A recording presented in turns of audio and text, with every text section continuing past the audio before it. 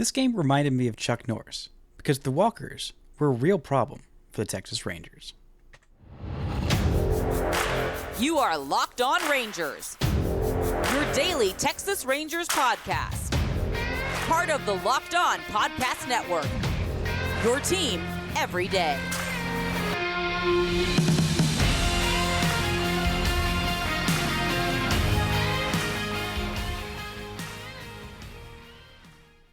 You are locked on to the World Series champion Texas Rangers. I'm Bryce Patrick, a cripplingly addicted Texas Rangers fan covering this team for 11 seasons, including all 6 as the founder and host of this podcast. Thank y'all so much for making Locked On Rangers your first listen every single day. If you're not already, you can follow me on Twitter at Bryce Patrick. You can follow the show at Locked On Rangers. Hit subscribe on your favorite podcasting platform and on YouTube, where the best way you can help grow the show is to comment nearly any single thing below. Now, before we get into this absolute stinker of a loss by the Rangers to snap a winning streak, today's episode is brought to you by PrizePicks, the easiest and most exciting way to play daily fantasy sports. Go to prizepicks.com/lockedonmlb. Use code, all lowercase, lockedonmlb for a first deposit match up to $100. Now, the Rangers came in feeling good about themselves, looking like the offense was fixed, riding a 4-game winning streak, and everything was going their way until that fateful bottom of the 6th inning.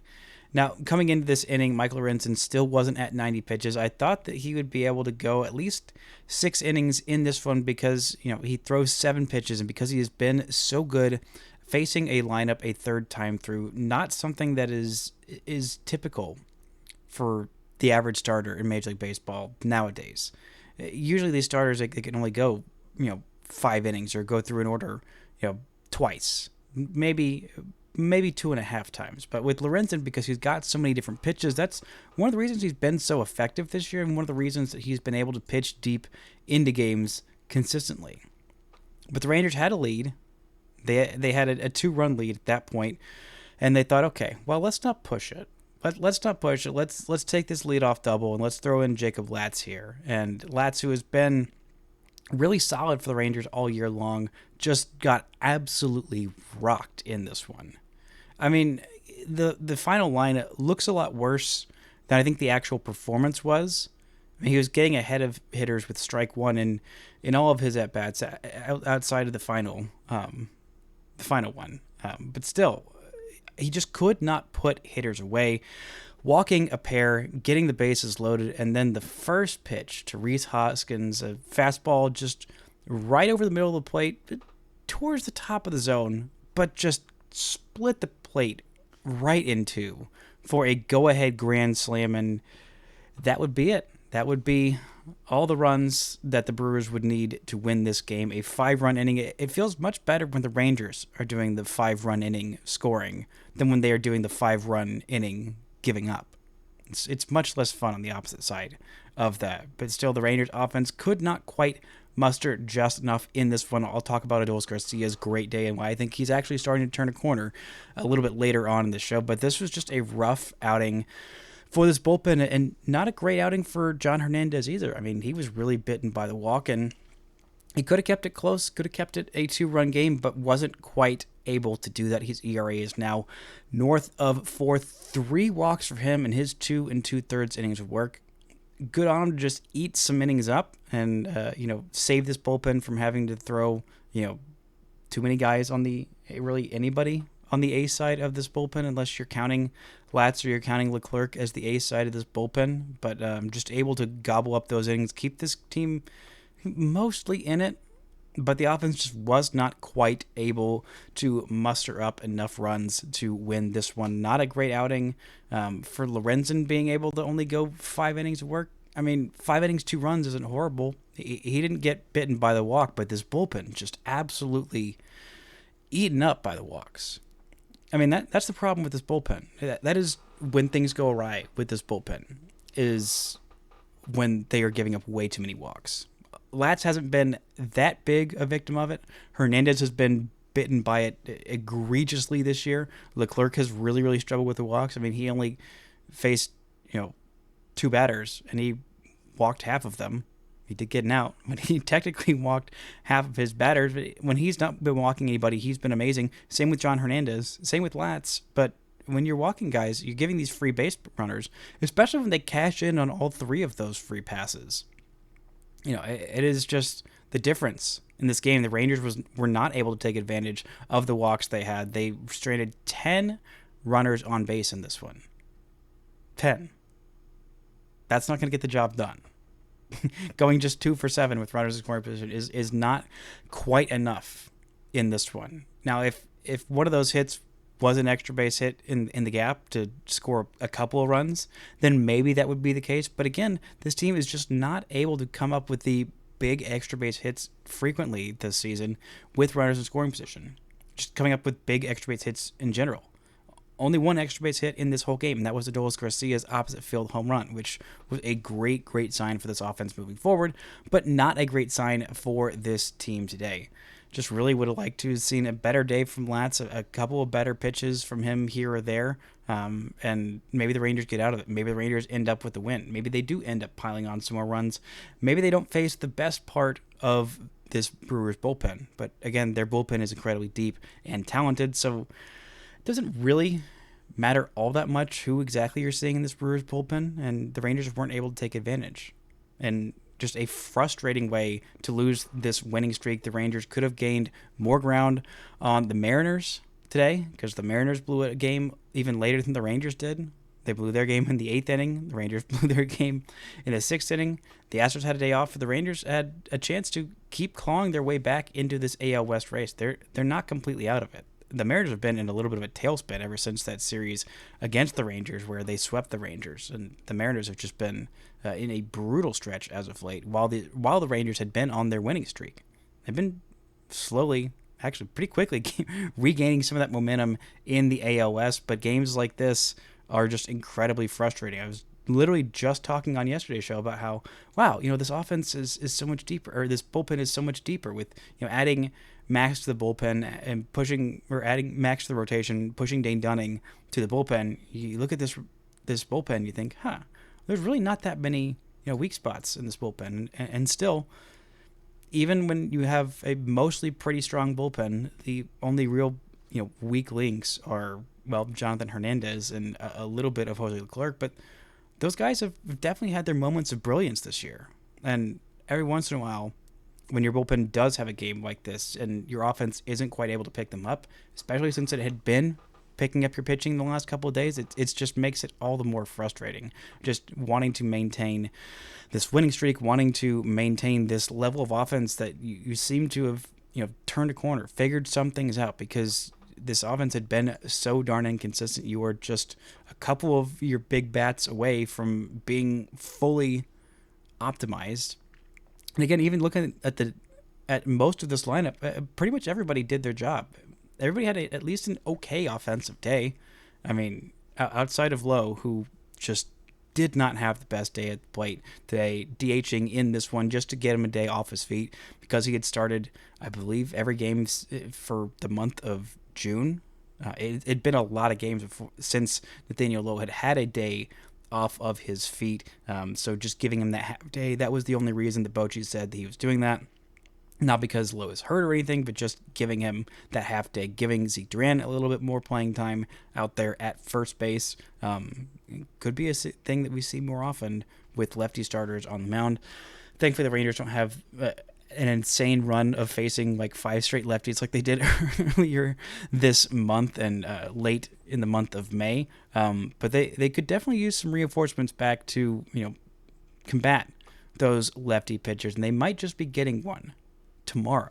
We're talking about that and some key promotions from prospects down on the farm right after this word from our sponsors.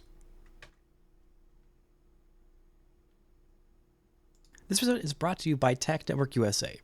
Here at Locked On Rangers, we pride ourselves in getting you the latest news for your team. Whether it's the offseason, the draft, spring training, or the playoffs, it's year-round. You know what else is year-round? Collection season. Just because tax season is over doesn't mean the IRS will stop coming after you for your unfiled taxes. The IRS can garnish your wages, levy your bank accounts, and even seize your property. Don't let the IRS target you. Let the licensed professionals and tax experts at Tax Network USA go to bat for you. With over 14 years of experience and an A-plus rating by the Better Business Bureau, Tax Network USA has saved their clients over $1 billion in tax debt. Whether you owe taxes, have complicated matters that require tax planning, or finally hit that parlay this season and need help correctly filing, call 1-800-549-1000 or visit tnusa.com/lockedon. See the link in the episode description below. This episode is brought to you by SupplyHouse. Get supplies from the site that's made for the skilled trades, SupplyHouse.com. SupplyHouse.com is the reliable way to order plumbing, HVAC, and electrical products online. Their easy-to-use website is packed with helpful resources and the latest product info to help you get the job done right. Shop a complete inventory of over 200,000 parts from over 400 top brands and get your order delivered right to your door with fast shipping from coast to coast. Need help with an order? Get an expert support and industry-leading service from the friendliest folks in the business and talk to a real person every time. Pros in the skilled trades can get a competitive edge by joining SupplyHouse.com's free Trade Master program. Every Trade Master gets access to a dedicated phone line, free shipping, and discounts on every order. Join the thousands of trade pros already benefiting from their free membership at SupplyHouse.com/TM and order plumbing, HVAC, and electrical supplies from anywhere with just a few clicks at SupplyHouse.com. Now, Adolis Garcia had a 17-game homerless drought heading into this game, which he snapped, thankfully, in this game. The longest such drought of his career, and during that drought, I mean, he had just looked pretty awful in the month of June. But I don't think that home run was his best plate appearance. It was his best at-bat of the day, but only because the walk that he worked later on in this game did not count technically as an at-bat, but a plate appearance. Now, the home run was great. It was absolutely mashed off the bat, and it was hit the opposite field, the inside out of a pitch, which every time I see Adolis Garcia inside out a sinker for a home run to the opposite field, I will always think of that walk-off home run in the 11th inning of Game 1 of the World Series, the greatest walk-off home run hit in the history of Major League Baseball, as we all know, as completely unbiased Rangers fans. But when you see Adolis Garcia hit a ball like that, there's not a whole lot of guys who can take a pitch like that and hit it like that to that part of a ballpark, any ballpark. Granted, it was only a home run in 8 of 30 Major League ballparks, but one of those places where it was a home run was here in Milwaukee, and that's where he hit it. Also, in case you were curious, it would have also been a home run at Globe Life Field as well. But taking that pitch and doing exactly what he needed to drive it with authority to the opposite field, that's a sign that Adolis Garcia is going right. But another sign that Adolis Garcia is going right is when he is working his walks. And the walk that he worked late in this game was maybe the best walk that I've seen him work all year. I mean, it was an exceptional plate appearance. I mean, he had runners on second and third, and he works a walk, or I believe runners at the corners, and he takes ball one.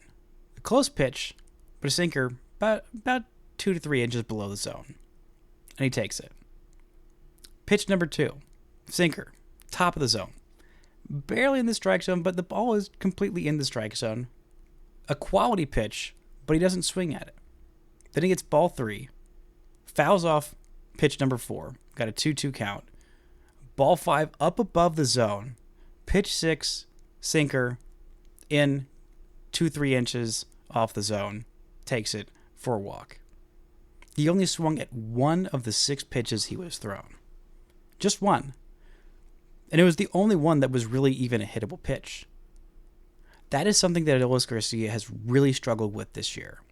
And when he has been in his worst counts, when he is, had his worst slumps, he has gotten himself into pitchers' counts early by chasing pitches out of the zone or getting behind 0-2 before you even blink, having to take his time out and then still getting overmatched, having to work from down 0-2. That's tough work for anybody. And he has been expanding the zone way too much early on in counts. Evan Grant had a really great article from last week talking about the biggest 4 culprits of the Rangers offense not working. And the 4 biggest culprits were, well, Adolis Garcia not having a great offensive year despite having maybe the best one of the better months of his career in April. It's just May and June have been that horrid for him. You wrote about Nathaniel Lowe struggling also quite a bit. Jonah Heim struggling quite a bit as well. And Leody Taveras, who had been in a disastrous slump until that go-ahead game-winning home run that he hit last week against the Mets. And so seeing Adolis Garcia start to turn a corner, start to just have better at-bats. And it wasn't just, this plate appearance, this walk, and the opposite field home run. The at-bats he was having against the Mets were also more patient, more measured, more leveled at-bats. Because you can handle the occasional Adolis Garcia slump. You can handle the occasional slump from really any hitter in your lineup if you've got a deep enough, good enough lineup, which the Rangers do have, that just hasn't been performing as of late. But the at-bats, the quality of the at-bats for Adolis Garcia, when you have guys that are struggling, if they're not only struggling, but they're not working deep counts, they're not having productive outs, they're not, making those pitchers work, they're just getting overmatched and striking out on 3 pitches or grounding out weakly or expanding the zone early on in counts, that's when you start to run into problems for your hitters that are doing well. That's when you're not making life easy for the next guy in the lineup, or the guy in front of you in the lineup, or everybody else in the lineup. If you're just throwing away at bats, if you're having, not that they're intentionally just throwing them away, but if you're not staying inside yourself, you're not, working counts, you're not, working a plan against the opposing pitcher, then even hitters who are slumping can help the team by, occasionally dropping down a sac bunt, or by, fouling off a bunch of pitches, having a prolonged at-bat. Even if you have a 10-pitch at-bat that ends in a strikeout, you had a 10-pitch at-bat. If that's against a starter, if that's against a starter early, that gets them. And it helps out the next guy, because the pitcher's going to be more tired facing off against that next guy. And the other guys in the lineup will have seen more pitches that pitcher is throwing. They'll have a better look, better understanding of what that guy is throwing, how it looks coming out of the hand while in the on-deck circle and, just on that given day. And it helps your lineup immensely. That's one of the things that, even when Nathaniel Lowe wasn't going well last year, even when he was having those, those rough stretches where he wasn't slugging nearly as much as he would have liked to, or the Rangers would have liked him to, he always worked deep counts. He always worked good at-bats behind Corey Seager, and that's why I thought, there wasn't really much of a reason to move him out of that 3 spot in the lineup until, later on in the year where he just wasn't having those productive at-bats. And, this was a rough at-bat for him in this one after, so many walks in that inning from a pitcher that doesn't normally walk a lot of guys. And Nathaniel Lowe gets called strike 1, a great pitch just on the upper inside corner, but then expands the zone on pitch 2 and swings right through a heater, middle top of the zone on pitch 3. 1, 2, 3. There he goes with the bases loaded, and the best chance the Rangers have to kind of, claw back in that thing. And they just weren't quite able to do it, and they weren't able to get really any other chances the rest of this game. But this lineup is starting to turn things around, not only because, they're actually having, hits at big spots. They're sticking with this plan of being aggressive on the base pass. I mean, heck, everybody's being aggressive on the base pass. Even Corey Seager got in on the action. Granted, he was just trying to force a double steal, but he got his first steal of the season. Leody Taveras got his 8th steal of the season. Josh Smith got what should have been his, I believe, 5th or 6th steal on the season, but they ruled defensive indifference. Even though Contreras got up out of his crouch and faked the throw, I think those should still count. I think if the catcher gets out of their crouch, that should count as a stolen base attempt, no matter what the score is or the situation is. I know it was a 3-run game in the 9th inning, but still, I think that should count. But this lineup working these good counts, eventually they will start to cash in more often with the big extra base hit, with runners in scoring position, with just more extra base hits in general soon. But just the fact that they are working these more productive at-bats, working more of these walks, getting on base, getting runners in dangerous positions, into scoring position, and, making these pitchers think twice about the batter at the plate while also thinking once or twice about the runners on base. And that is a sign that this offense is finally starting to tick up, starting to figure things out, and, learning ways to score runs, even when most of your lineup is still in a slump and you are waiting for the other Josh to come back, which we'll have an update on about that right after this word from our sponsors. This episode is brought to you by PrizePicks. PrizePicks is America's #1 daily fantasy sports app with over 5 million active users. PrizePicks is the easiest and most exciting way to play daily fantasy sports. Unlike other apps, on PrizePicks, it's just you against the numbers. All you have to do is pick more or less on 2 to 6 player stat projections and watch the winnings roll in. Get in on the daily action with your friends and become part of PrizePicks community today. If you're looking for promotions, PrizePicks has got you covered every week, from lowering players' stat projections on Tuesdays to helping your lineup hit or getting your entry fees back on losing a lineup on PrizePicks. You can now win up to 100 times your money on PrizePicks with as little as 4 correct picks. You can turn $10 into $1,000.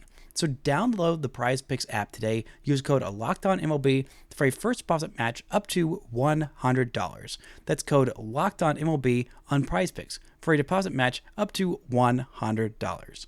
Pick more, pick less. It's that easy. Now, the Rangers lineup has been missing Josh Young's bat, but it may not be missing it for much longer. He has been traveling with the team. On Monday, he did some drills in the field, did not swing a bat like they thought he might, but on Tuesday, he is going to take some live BP, and then the Rangers will make a decision on if he is a go. He's still dealing with a little bit of soreness. If it was up to Josh, I know that he would have been back in there probably a week ago, would have been back in there as soon as he could. The Rangers are trying to be extra cautious coming back from that fractured wrist to make sure that everything is all 100% good to go, so there are no more setbacks. He can just jump back into the lineup and boost this team's ability to absolutely destroy lefties. I mean, he was destroying everybody the first 4 games of the season, and he is listed as the Rangers DH on their All-Star ballot, and he is top 5 in voting at DH despite playing only 4 games this season, which is kind of fun.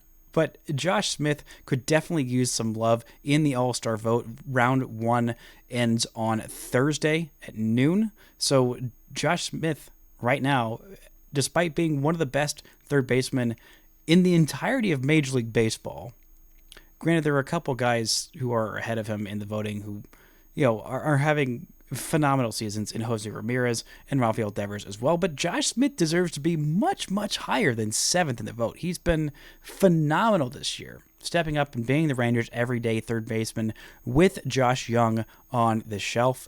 He has been every bit the deserving All-Star.